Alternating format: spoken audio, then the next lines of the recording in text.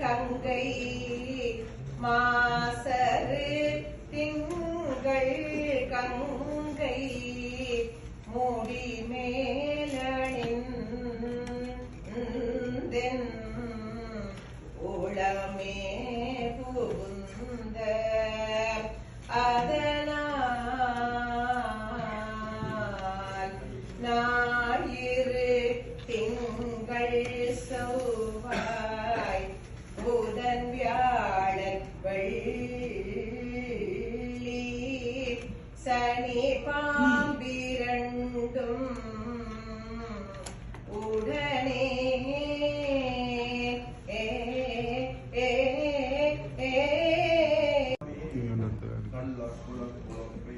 கட்டளைக்கு வருவாய் நள்ளியுடன் நட்டம் வென்றாடும் நாதனே பிள்ளையொரு பெண்ணே என் பாண்டி நாட்டானே அல்லல் புலவி அறுப்பானே ஓ வந்து சொல்லற்கு அறியானே சொல்லி திருவடைக்கு சொல்லிய பாட்டின் ஒருவனுக்கு சொல்வார் செல்வர் சிவபுரத்தினுள்ளார் சிவனடிக்கு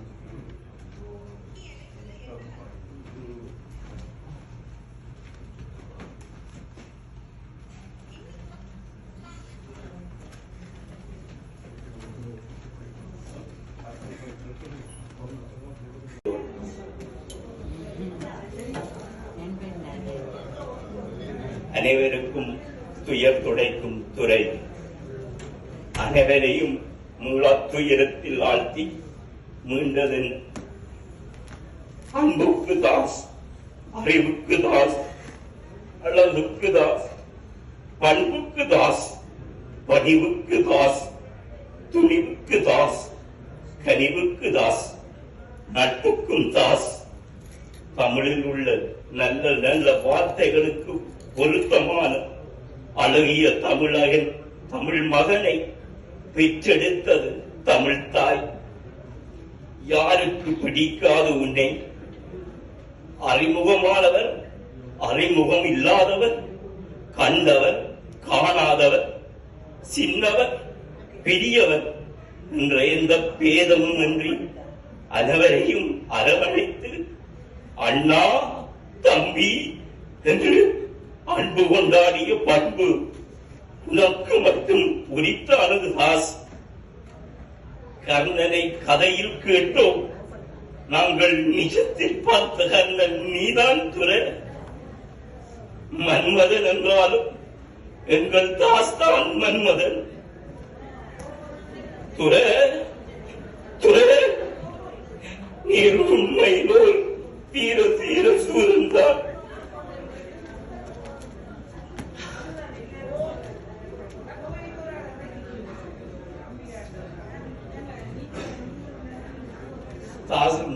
நானும் பாலர் பருவத்திலே இருந்து பழக்கம்.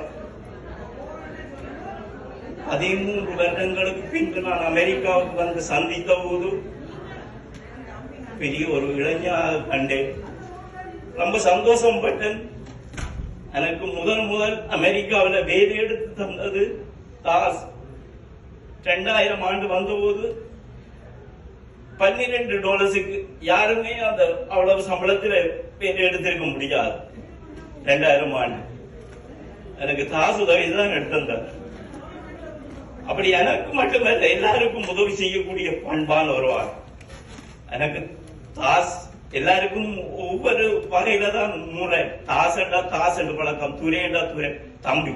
எனக்கு தாஸ், துரை, தம்பி, முருகதாஸ், நண்பன், தோழன், எல்லா வடிவமும் எனக்கு அப்படி ஒரு உறவு. எப்படி இந்த நட்பை நான் எப்படி என்று விளங்கப்படுத்த முடியாது. அவ்வளவுக்கு எங்களுக்கு 2 பேரும் விட்டுக் கொடுக்க முடியாது நட்பு. என்ன மேடையில ஏற்றி அளவு பார்க்கறது ரசிகன் முதல் ஆள் தாஸ் தான். என்கரேஜ் பண்றது நான் தாசை ஒரு நாள் என்கரேஜ் பண்ணதில்லை, நினைச்சு கொள்ளும். ஆனா என்ன என்கரேஜ் பண்ணி அளவு பார்த்தது தாஸ் தான்.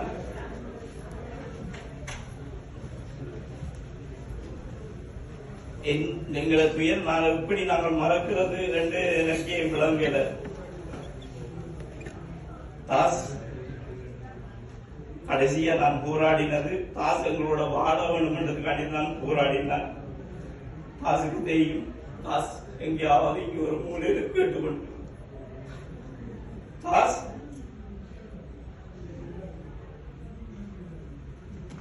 other hand wash, one hand wash, other hand tas blood, tas brother, tas see you again.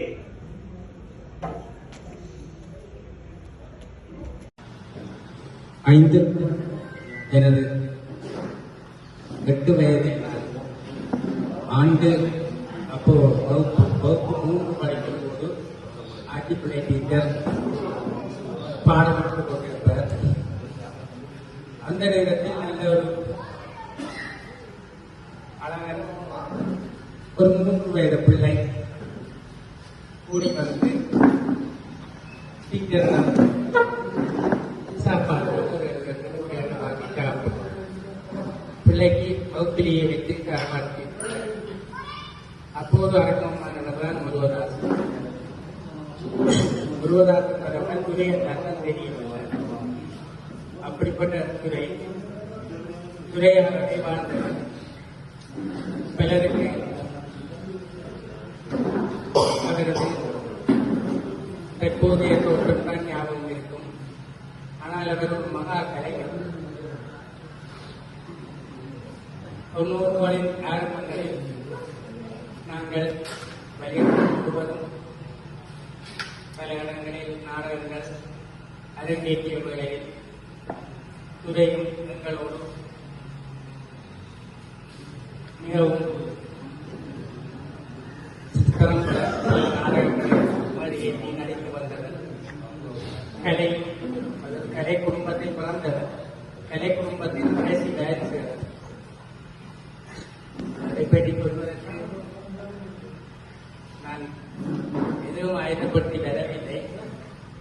90ஆம் ஆண்டுகளின் ஆரம்பங்களில் நாங்கள் உள்நாட்டு யுத்தம் ஒன்றை எதிர்கொண்டோம்.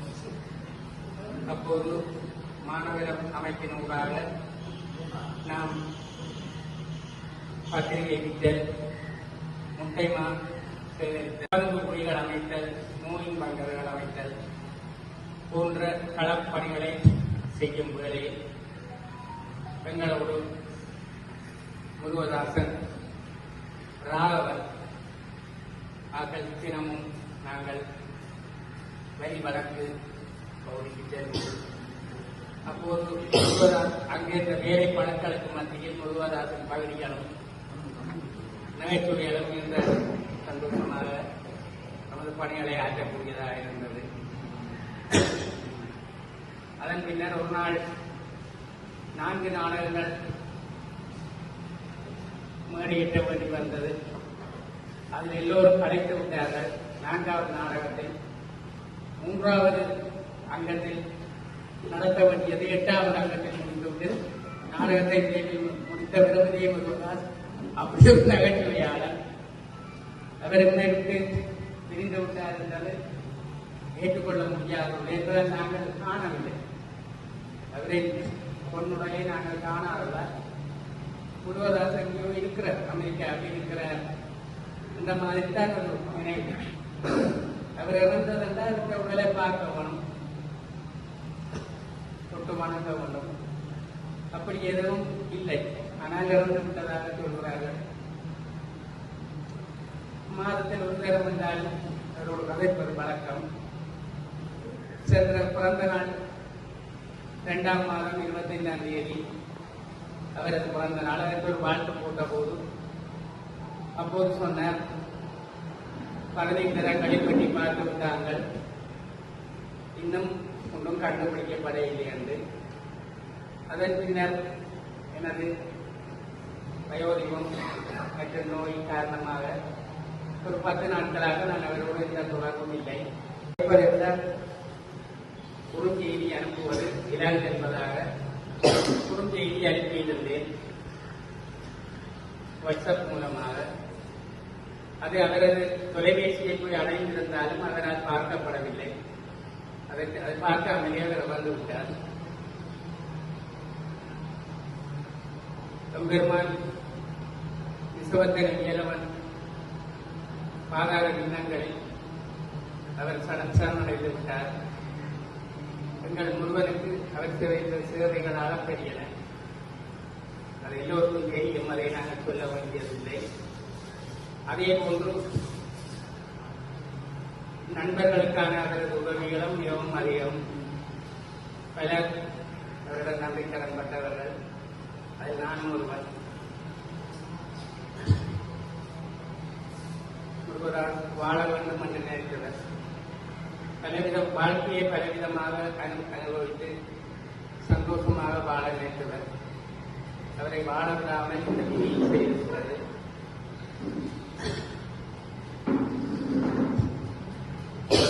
ஒன்றும் சொல்வதற்கில்லை. ஓம் சாந்தி சாந்தி சாந்தி என்று முருகதாசன் நானும் ஒரே பள்ளி மாணவர்கள், ஒரே ஆண்டில் பிறந்து ஒன்றாக வளர்ந்தவர்கள்.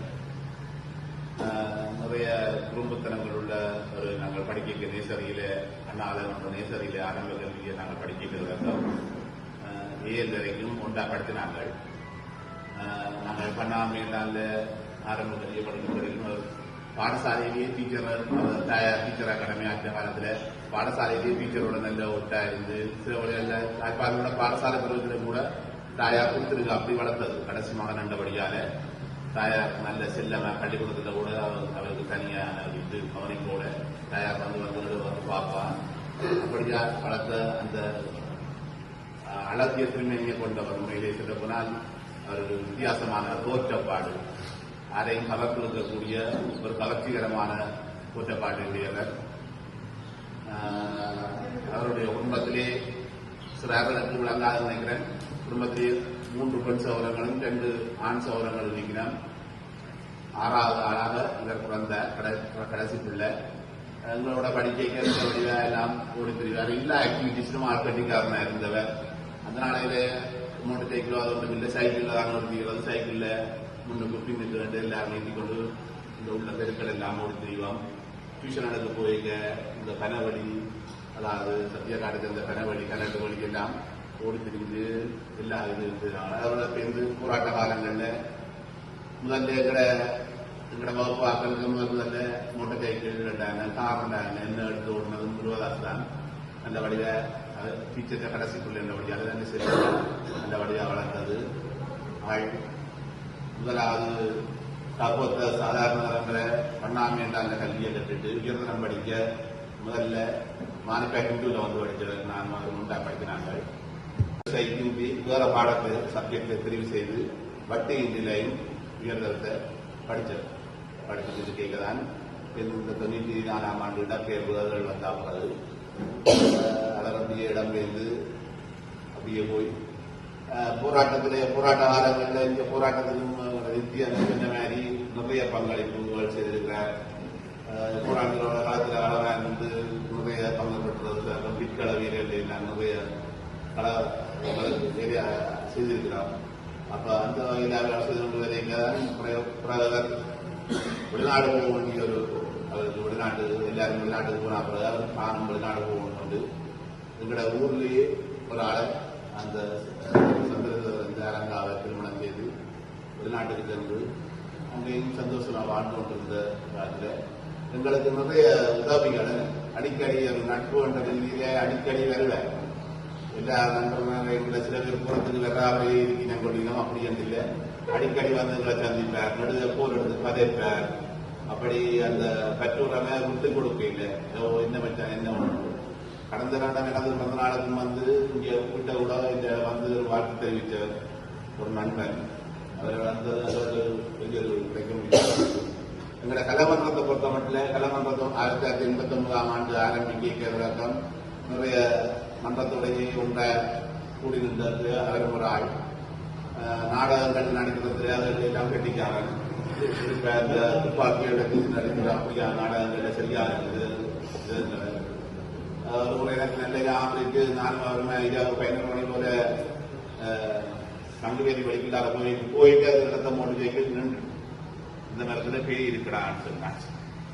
சரி அதை கூட்டி கொண்டு போய் அங்கே வீட்டை விட்டுட்டு அங்கே சைக்கிள் எடுத்துக்கொண்டு அங்கே உண்டு நல்லத்துக்கு போய் ஒரு நாடக மேடையை ஒழுங்கு பண்ணி கூட்டி கொண்டு வர்றதுக்கு 2 பேரும் அப்படி கதைக்கு போட்டு திருப்பி வந்து அந்த மோட்டர் சைக்கிள் அந்த வீட்டில் எடுத்து ஸ்டார்ட் பண்ணி ஓடிக்கொண்டு வர திருப்பியும் அதை எடுத்து வர நின்று உண்மையாக அங்கே போய் இருந்தாங்க. உண்மையில நம்பிக்கை சந்தோஷமான இருந்தா இப்போ நான் அந்த ரோட்டால போய்க்க நினைப்பேன். அந்த ரோட்ல தம்பியில வச்சு 2 பேரும் தனியா போய் 2 மணிக்கு அப்படி எங்களோட நல்ல வேலைப்பாடாக இருந்தது.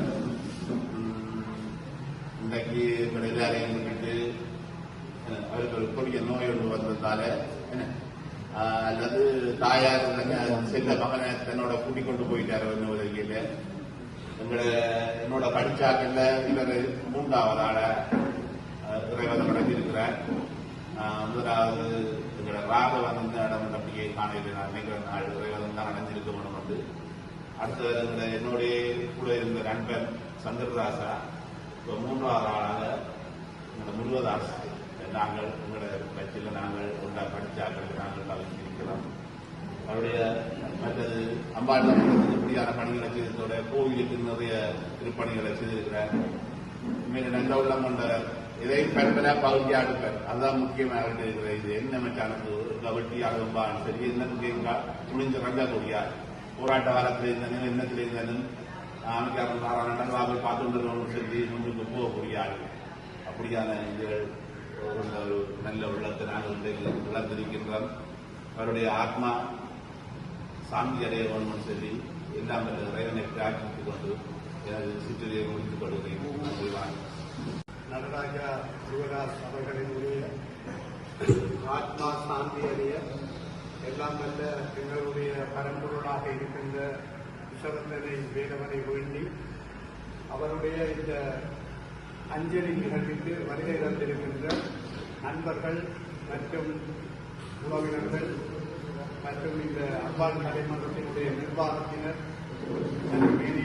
கடன்களுக்கும் மாலை வணக்கத்தை தெரிவித்துக் கொண்டு அஞ்சலி உரையாற்றிய அவரது நெருக்கமான நண்பர்கள் எனக்கு முன்னால் உரையாற்றியவர்கள் நான் நினைக்கிறேன் அவருடைய பல விடயங்களை இங்கு தொட்டு பேசியிருக்கிறார்கள்.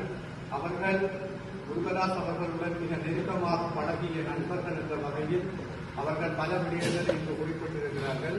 உண்மையில் முருகதாஸ் என்பவர் இளைஞர்கள், அதாவது நண்பர்கள் மத்தியில் தன்னை ஒரு வித்தியாசப்படுத்துகின்ற ஒரு திறமைசாலியாகத்தான் தொடர்ச்சியான கடந்த காலங்களில் இருந்திருக்கிறார்.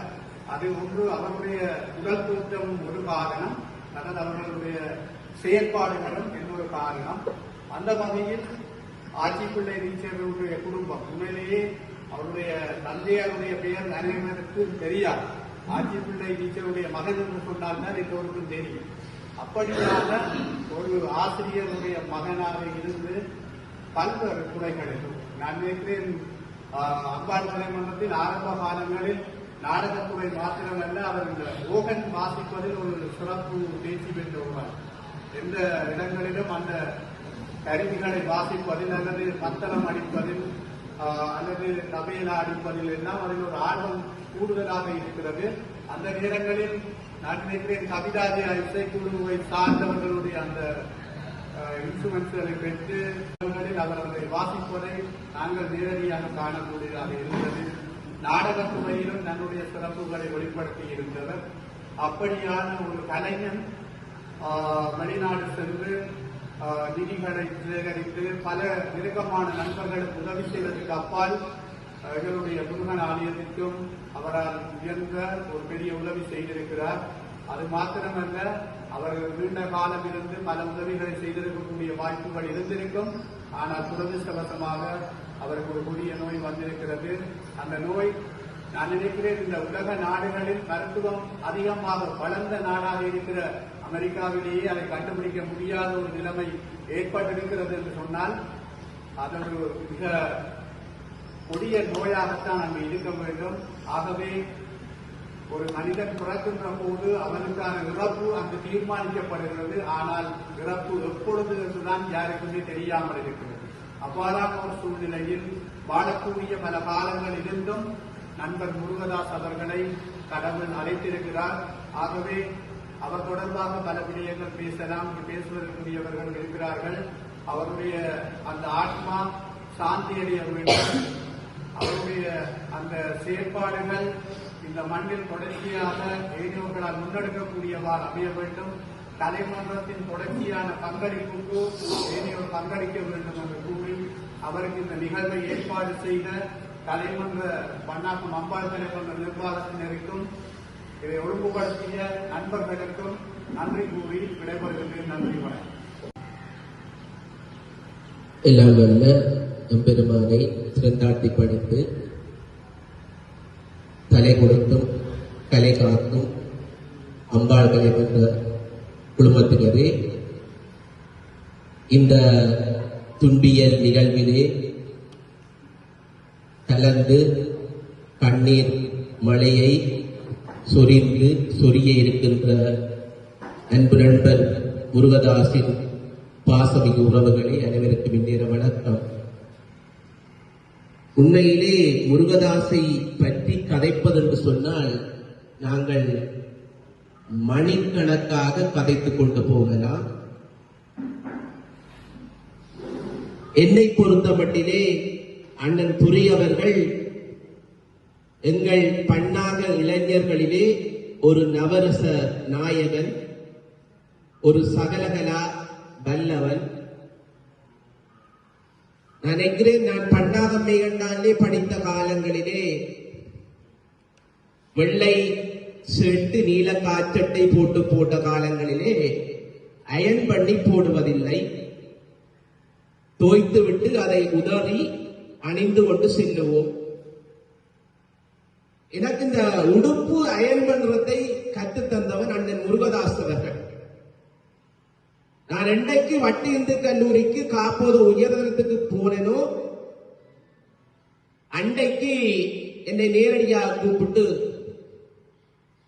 என்னை எப்படி கூப்பிடுவாருன்னு உங்களுக்கு தெரியும், என்ன தந்தையார் பயன்படுத்துகிற பெயரை கூப்பிட்டு, அடே அங்கதான் அப்பா நாங்கள் பண்ணாத்துக்கு பட்டிக்காடா இருந்தோம், இங்க கொஞ்சம் நாங்கள் டீசெண்டா வரவோம். அன்றைக்கும் எனக்கு அது மறக்க முடியாது. அன்றைக்கு அண்ணன் முருகதாஸ் சொன்ன அந்த வார்த்தை, இன்றைக்கு எனக்கு 47 வயது, இத்தனை வருடங்கள் கழிந்தும் நான் இன்று காலை எழும்பி வெளிக்கிடுகின்ற பொழுது ஒருக்கா அயன் போஸ்டிலே தேய்த்து எனது உடுப்பை போடுகின்ற அந்த பண்பை கற்றுத்தந்தவர் அண்ணன். இது ஒன்று. வட்டி இந்து கல்லூரியிலே நாங்கள் உயர்தரம் படிக்கின்ற பொழுது எனக்கு மேல் பட்சிலே அண்ணன் 2வது முறை முதல் வட்டி இந்து கல்லூரியிலே இன்னொரு முறை உயர்தரத்தை படிப்பதற்கு அங்கே இணைந்து கொண்டால் எங்களுக்கு முதல் பட்சிலே இருக்கின்றான். அங்கே முருகதாஸ் என்று சொன்னால் அந்த ஏஎல் மாணவர் யூனியனிலே ஒரு ஹீரோ, ஒரு நாயகன். அவ்வளத்திற்கு நகைச்சுவை. எங்கள் பொடியில் எல்லாரையும் வயிறு குலுங்க சிரிப்பது மட்டுமல்ல, அதாவது எதிர்பாலினரை, பெண் பிள்ளைகளை எவ்வளத்துக்கு கிண்டல் அடிக்கிறோமோ அவ்வளத்துக்கு நகைச்சுவையாக கலைக்கின்ற வல்லமை அண்ணன் முருகதாஸ் நான் கண்டேன். இதற்கு அப்பாலே எங்களுடைய கிராமத்தை பொறுத்த மட்டிலே எனக்கு 12 வயதிலே அம்பாள் கலை மன்றம் எனது வீட்டுக்கு முன்னாலே வளவிலே ஆரம்பமான காலம் தொட்டு நவரச நாயகியாக அண்ணனை நான் கண்டேன். கவர்ச்சியான ஒரு நங்கையாக வேடமிட்டு அரங்கிலே தோன்றியார்.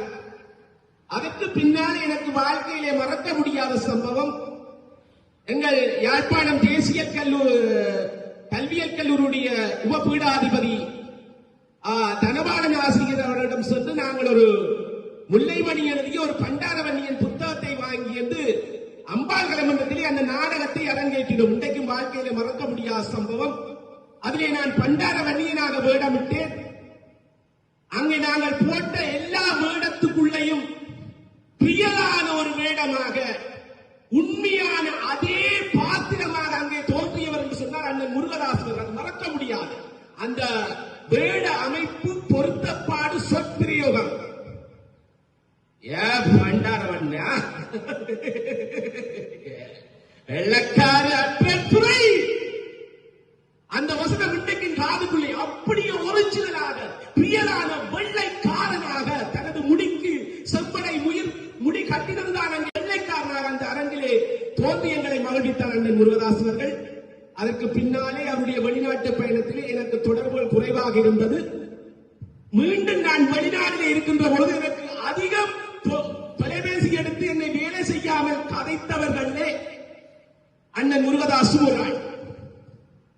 அதிகப்படியாக கதைத்துக் கொள்வார், பம்பு கதைகள் அகட்டிக் கொள்வார், ஊர் பம்பு துப்புகள் அகட்டிக் கொள்வார்.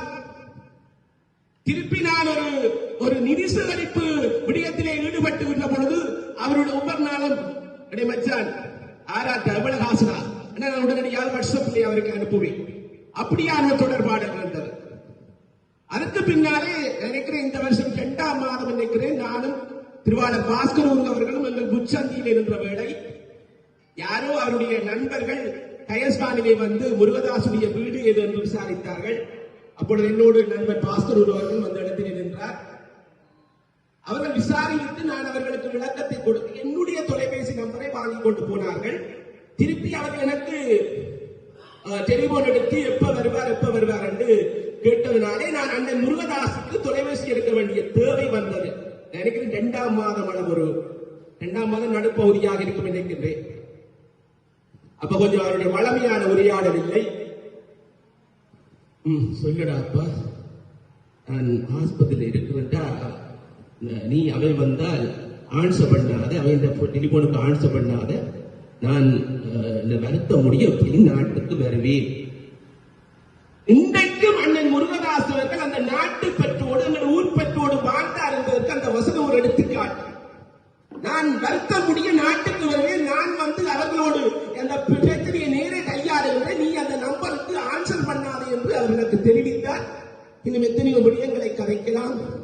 அண்ணனுடைய இழப்பு, பேரிழப்பு, இழப்பு, எத்தனையோ பேருக்கு எத்தனையோ உதவிகள் செய்திருக்கிறார். இலைமறைகளாயாக எத்தனையோ பேருக்கு செய்திருக்கிறார். எமது ஊரவர்களுக்கும் செய்திருக்கிறார். வெளி ஆட்களுக்கும் தெரியாமல் செய்திருக்கிறார். நல்லவர்களை ஆண்டவன் ஒரு சீக்கிரத்திலே தன்னோடு உள்வாங்கிக் கொள்வானோ என்னவோ. அண்ணன் அவர்கள் வாழ வேண்டிய காலங்கள் இன்னும் எத்தனையோ இருந்தாலும் சொல்லாமல் எங்களை விட்டு சென்று விட்டார். அதெல்லாம் விதியின் விளையாட்டு.